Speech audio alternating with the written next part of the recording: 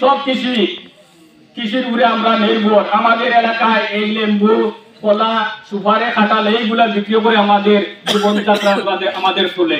আমরা কোনো কিছু নাই। তা এই যে 22-এ হইলো আমরা বিএনপি জমাতুর লোক হয়ে আমরা এই ভাঙচুর করাইলো। বর্তমানে সে এই সরকার পাল্টার সাথে সাথে এ বলে এরা আওয়ামী লীগের প্রভাবশালী ব্যক্তি। আগে বললো জমাত বিএনপির লোক হয়ে আমরা এই ভাঙচুর করাইলো, এখন সরকার পাল্টার সাথে সাথে সে বলছে আমরা আওয়ামী লীগের প্রভাবশালী ব্যক্তি। আমরা প্রভাবশালী ব্যক্তি আমরা এলাকার 65 বছর থেকে বসবাস, আমাদের এলাকার এই রাস্তাঘাট এইগুলো নাই কি আমরা ই মুগান্তি মুগিয়া কিতা লাগে।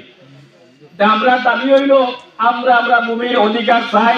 আমরা সরকারের জরিপে আমাদের জায়গাটা আমাদের নামে রেকর্ড দেওয়া হোক।